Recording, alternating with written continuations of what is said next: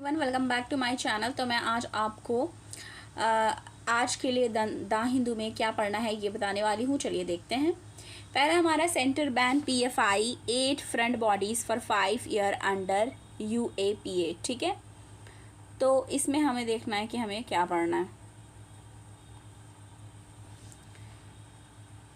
इसमें बता रहा है कि action come close on the heels of countrywide district and arrest of 100 of leader of the organisation by NIA and other agency. तो NIA ने और अदर एजेंसी ने मिलकर के 100 को जो अरेस्ट किया है। ठीक है, इसमें है the union home ministry on the Wednesday declare the Popular Front of India PFI and its front organisation including its student wing. ठीक है, जो स्टूडेंट विंग है कैंपस फ्रंट ऑफ इंडिया जो CFI का अनलॉफुल एसोसिएशन देखने को मिला वहाँ कि अनलॉफुल जो एसोसिएशन है वहाँ देखने को मिला CFI में under unlawful activities prevention act UAPA के। ठीक है, तो इसमें क्या बताया जा रहा है, the Islamist organisation has been banned for 5 years along with 8 associate और फ्रंट ऑर्गेनाइजेशन। ठीक है, तो जो इस्लामिस्ट ऑर्गेनाइजेशन है बैन किया गया उनको 5 सालों के लिए, तो वो चीज़ बताई जा रही है इसमें। ठीक है,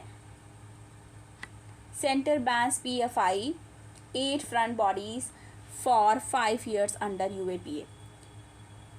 मिनिस्ट्री इशूड अनदर ऑर्डर। ठीक है, मिनिस्ट्री ने इशू किया अनदर ऑर्डर इम्पावर करने के लिए स्टेट को state to notify places associated with PFI and its front organization and where unlawful activities was taking place, जहाँ पे unlawful activities जो थी वो चल रही थी। ठीक है, और इसमें एक चीज़ और बताया जा रहा है कि अकॉर्डिंग टू ऑर्डर, ठीक है, ऑर्डर के according district magistrate will make a list of immovable properties. जो इमूवेबल प्रॉपर्टीज़ हैं उसका जो डिस्ट्रिक्ट मजिस्ट्रेट है वो क्या करेंगे, लिस्ट बनाएंगे। ठीक है, ऑर्गेनाइजेशन का, और क्या करेंगे, ऑर्डर देंगे that no person who at the date of notification was not resident in the notified place shall without the permission of district magistrate, कि वहाँ पे कोई बिना उनके परमिशन के जा नहीं सकता, रह नहीं सकता। इंटर और बैन ऑन और इन द नोटिफाइड प्लेस, की जहाँ पे नोटिफाइड प्लेस है वहाँ पे एंट्री बैन की जाएगी। ठीक है, तो ये हमारा एक न्यूज़ है। आगे हम देखेंगे दूसरा हमें क्या पढ़ना है, centre extend free ration scheme for 3 months। ठीक है, तो ये भी इम्पॉर्टेंट है। सेंटर ने क्या किया है, जो फ्री राशन स्कीम है 3 महीनों के लिए बढ़ा दी है। यूनियन गवर्नमेंट हैज़ एक्सटेंडेड प्रधानमंत्री गरीब कल्याण अन्न योजना फॉर अनदर 3 months। तो प्रधानमंत्री गरीब कल्याण योजना जो है उसको 3 महीनों के लिए बढ़ा दी गई है 1 अक्टूबर से। ठीक है, 1 अक्टूबर से लेके बढ़ा दी गई है। This will allow beneficiaries under the national food security act. ठीक है, और ये बेनिफिशरीज़ जो हैं जिनको ये मिल रही है वो नेशनल फूड सिक्योरिटी एक्ट के अंदर मिल रही है, और इनको 5 kg ऑफ फूड ग्रेन्स पर person per month till December 31 तक प्रोवाइड कराया जाएगा। ठीक है, ओके। एंड इसमें बताया जा रहा है decision was taken at cabinet meeting करा के ये डिसीजन लिया गया वेडनेसडे को। This would help the poor and vulnerable sections in the festive season. जो ये फेस्टिवल अभी देखिए दिवाली आ रही है, ठीक है, दशहरा, दिवाली, ठीक है, तो उन सब में जितने भी पुअर हैं और वनरेबल सेक्शन के लोग हैं उनको बेनिफिट होगा। The scheme has been in operation since April 20। Madan Sabnavis chief economist हैं जो बैंक ऑफ बड़ौदा के जो चीफ इकोनॉमिस्ट हैं। ठीक है, उन्होंने कहा impact of decision on fiscal deficit would be marginal, कि इसका जो इम्पैक्ट है वो फिस्कल डेफिसिट पे मार्जिनल impact होगा। He said the challenges would be to ensure that procurement of rice was a target because its production is likely to decline by 7 million tons this year। देखो, तो इसमें वो बात कर रहे हैं राइस से रिलेटेड, और ये बोल रहे हैं कि जो राइस है उसका जो प्रोडक्शन है वो डिक्लाइन हुआ है। ठीक है, 7 million tons by 7 million tons this year, and the government is focusing on giving rice instead of wheat as the stock of the latter or down. ठीक है, और इसमें ये भी बताया जा रहा है जो स्टॉक है राइस का और वीट का यानी कि गेहूं और चावल का at 49 million tons as of September, one of the lowest stock since 2017। तो 2017 के बाद ये सबसे कम लोवेस्ट स्टॉक देखा जा रहा है। 49 मिलियन टन्स का ही स्टॉक है, मतलब इससे ज़्यादा हमेशा हुआ करता था। तो एक हिसाब से ये जो है ये भी एक इम्पॉर्टेंट हमारा न्यूज़ है, हमारा इम्पॉर्टेंट न्यूज़ आर्टिकल है। इसके बाद हमें आगे देख लेना है। इसके बाद है ASI find Buddhist cave temple in Bandhavgarh, ठीक है, Bandhavgarh tiger reserve in MP। तो MP में क्या हुआ कि आर्कियोलॉजिकल सर्वे ऑफ इंडिया ने पाया है बुद्धिस्ट केव और टेम्पल, जहाँ कहाँ पे, बांधवगढ़ टाइगर रिजर्व MP में, ठीक है। तो यहाँ पे है कि क्या क्या पाया है ये देख लेते हैं। स्तूपा, ठीक है, बुद्धिस्ट केव स्तूपा, ब्राह्मी इंस्क्रिप्शंस मिला है 2nd सेंचुरी का, हिंदू टेम्पल 9 to 11 सेंचुरी का, ठीक है। वर्ल्ड लार्जेस्ट वराहा स्कल्पचर भी यहाँ मिला, जो कि जो उसमें डेट थी वो सेम पीरियड की थी, ठीक है, उसी पीरियड की, जो इस पीरियड की ये सारी चीज़ें मिल रही थी, ठीक है। और बांधवगढ़ टाइगर जो रिज़र्व है वो कहाँ पे है, मध्य प्रदेश में। और मोस्ट इम्पॉर्टेंटली यहाँ पे वराहा स्कल्पचर मिला है, तो ये भी ध्यान में देना है, ठीक है, वराहा स्कल्पचर। ओके, तो ये था न्यूज़ जो कि ध्यान में देना था, जो था मैंने वो हाईलाइट कर दिया, ठीक है। अब ये भी देख लो, यहाँ पे टोटल 46 स्कल्पचर मिले हैं, ठीक है, have come to light and have been reported, यहाँ से रिपोर्ट हुए 46, ठीक है। शिवाकांत वाजपेयी सुपरिंटेंडेंट आर्कोलॉजिकल जो सर्वे आर्कोलॉजिस्ट हैं वो, ठीक है, उन्होंने ये लीड कर रहे थे एक्सप्लोरेशन टीम, ठीक है। और 26 mostly Buddhist cave dating back to 2nd and 5th century discover किया है इन लोगों ने। 26 बुद्धिस्ट केव जो कि बिलोंग करते थे 2nd and 5th सेंचुरी से। Discovery begin, total number of cave found in Bandhavgarh reserve 76 and 50 are already recorded since last survey. तो ये था जो कि न्यूज़ था उसे एक आर्कोलॉजिकल सर्वे डिपार्टमेंट से, ठीक है। आगे हम आ जाएंगे पेज नंबर 6 पे। पेज नंबर 6 पे हम आ जाएंगे, हम आ चुके हैं एडिटोरियल वाले पेज पे, ठीक है। इसमें हमें क्या पढ़ना है, ग्लोब चेंजिंग रिवर, ठीक है, रिवर्बरेशंस ऑफ द यूक्रेन वॉर, ठीक है। तो ये चीज़ एक हमें पढ़ लेना है। दूसरा हमारा क्या है, in nature warning sign nudge to riparian state, ये पढ़ना हमको, ठीक है। अब यहाँ पे स्टोरी क्या है ये देख लेते हैं। इसे बताया जा रहा है there has been increase in the magnitude, the frequency and the intensity of flood. अब देखो फ्लड से रिलेटेड बात यहाँ पर करी गई है, इंटेंसिटी ऑफ फ्लड। तो अब हमें इस न्यूज़ में फ्लड से रिलेटेड पढ़ना है, okay. In many terms of the word an example, nearly third of Pakistan experiencing devastation. Pakistan में किस तरीके से फ्लड आया हमने देखा, किस तरीके से तबाही मचाई। With the spread of disease, ठीक है, इस बहुत सारी डिजीज़ हो जाती हैं जब भी फ्लड आता है। सीवियर शॉर्टेज और portable water after intense flooding, ये भी देखा गया है। इस साल जून में ये देखा गया है कि Assam experienced one of the worst flood in living memory, ठीक है। तो आसाम जो है वर्स्ट फ्लड वहाँ पे देखा गया, which effect over 30 district in some district in Assam and Bihar. Assam और बिहार में भी देखा जाता है फ्लड, ठीक है। और रिकरेंस फीचर एंड दस मेजर इम्पीडमेंट इन इंश्योरिंग पॉवर्टी, एविएशन, मीटिंग, ठीक है, ये सारी चीज़ें यहाँ पे एक रीज़न होता है। Flooding is still consider as a natural phenomena.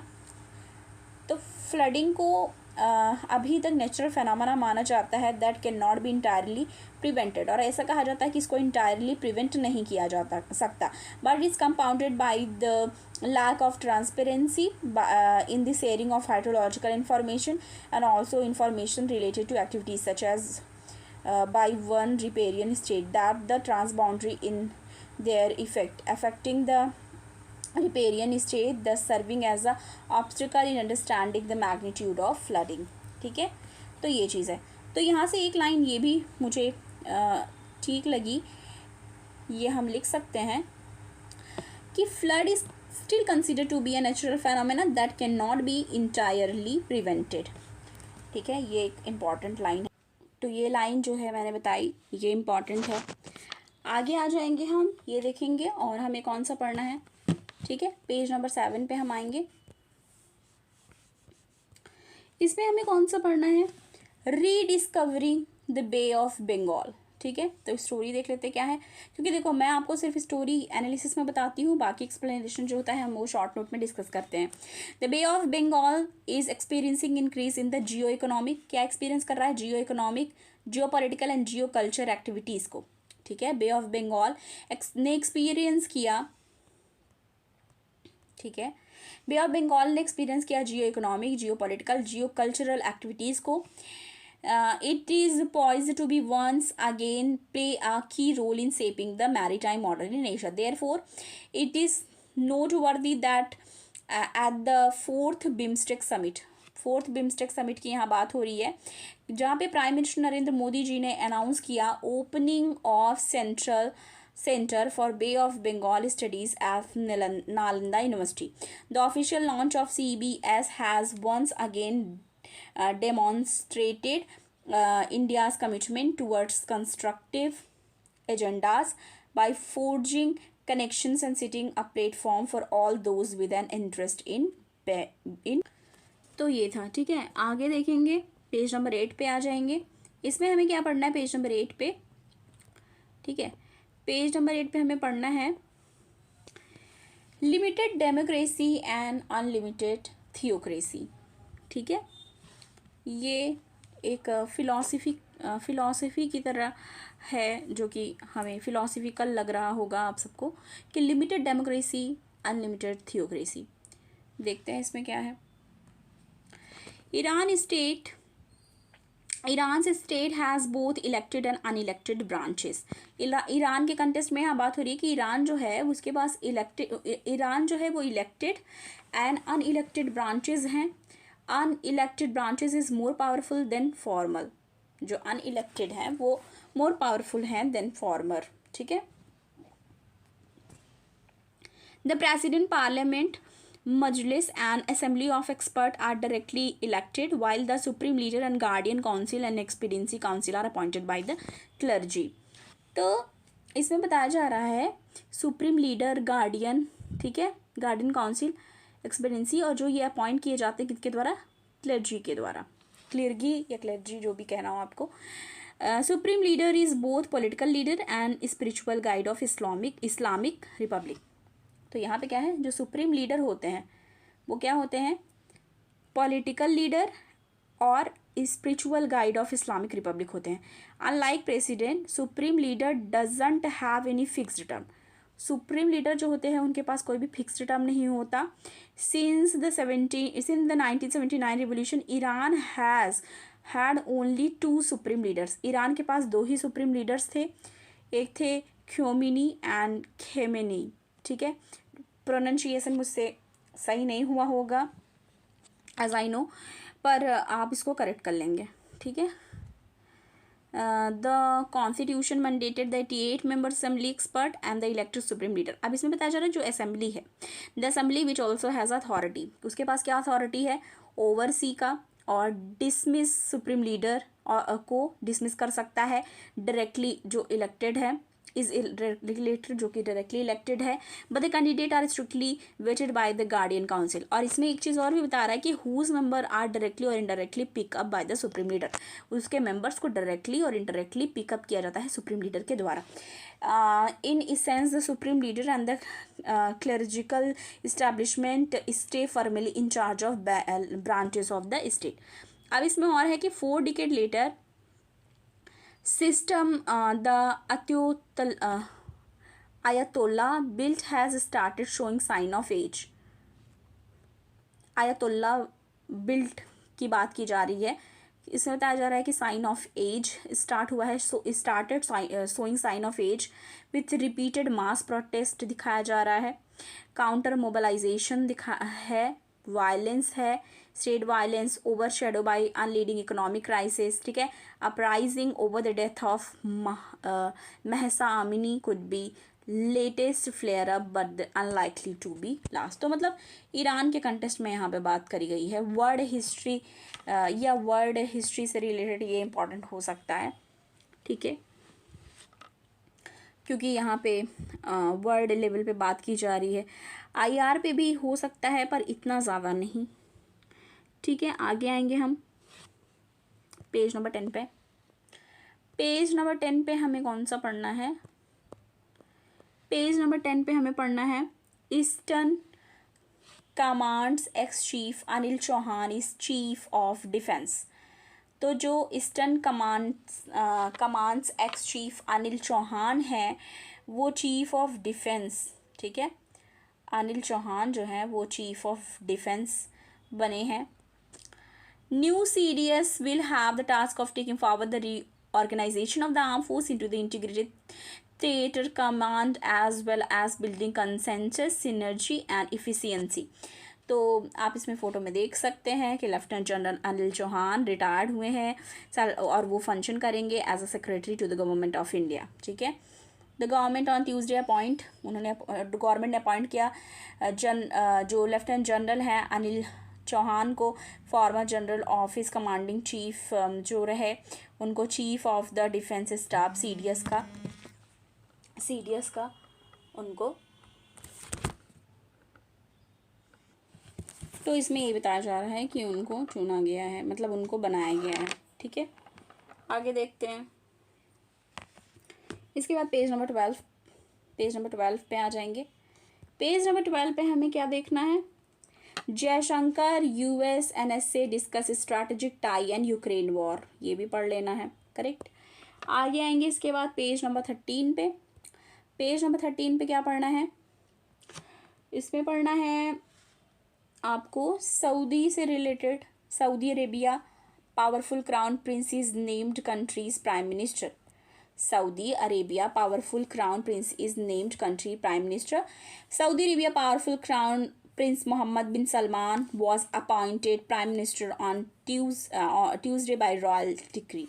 तो इनको क्या बनाया गया है? प्राइम मिनिस्टर, ठीक है। The crown prince who is heir of the throne held by king Salman already will wide powers and is seen as the kingdom day-to-day leader. The royal degree appointment him as prime minister was carried by Saudi press agency. It said King Salman will continue to chair the cabinet meeting at the attend.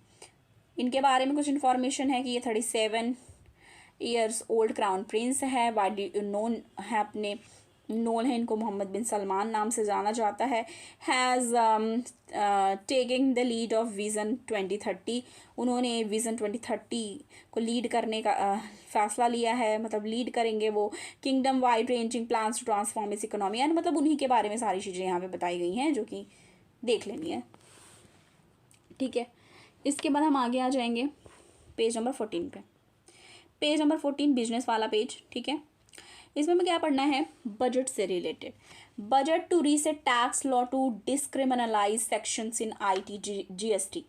अब इसमें देखो, no compounding under GST yet due to the steep penalties mislays them to curb tax dispute, said additional secretary revenue जो है विवेक अग्रवाल, उन्होंने कहा है। अब हमारा जनवरी तक, ठीक है, हमारा बजट भी आ जाएगा दिसंबर जनवरी तक, तो वो हम पढ़ेंगे। अब इसमें बात की जा रही है जो यूनियन बजट है 23-24 का, वो इंक्लूड करेगा जो भी स्टेप हैं जो क्रिमिनलाइज करते हैं टैक्सेशन लॉ को, और रिमूव किया जाएगा, ठीक है। हाँ, मतलब जो remove provision in the income tax और good GST and custom laws, ठीक है। तो इसमें बताया जा रहा है India penal code and reduce prohibitive compound charges under GST and secretary, तो मतलब ऑल अबाउट द इसमें जो भी टैक्स लॉ से रिलेटेड, ओके। तो ये सारी चीज़ें ध्यान में देनी है। इसके बाद हम इसमें आगे देखेंगे कौन सा पढ़ना है। Forex reserve to dip by $23 billion by December. तो यही जान लो कि सारी चीज़ें तो लो हुई हैं आजकल न्यूज़ में, अगर देखें आप इकोनॉमी से रिलेटेड दिखाई दे रहा है। अब इसमें ये भी दिखा रहा है forex reserve to dip by $23 billion by December, dip करेगा, लो होगा। As per forecast RBI will likely run down reserve at the rate seen in the 2008 financial crisis के समय में भी देखा गया था। India depleted foreign exchange reserve, forex reserve ना, foreign exchange reserve likely to drop further, falling to lowest level in the more than 2 years by end 2022 as Reserve Bank of India continue the defend rupee from the dollar। तो मतलब dollar के comparison रुपी fall कर गई है, lowest new देखा गया है। तो ये सारी चीज़ें हम लगातार न्यूज़ में पढ़ रहे हैं, उसी से रिलेटेड है। तो आज के लिए द हिंदू के लिए इतना ही। पसंद आया वीडियो को लाइक कीजिए, शेयर कीजिए, चैनल पर नए हैं सब्सक्राइब करना ना भूलें। मिलती हूँ नेक्स्ट वीडियो के साथ। Thank you.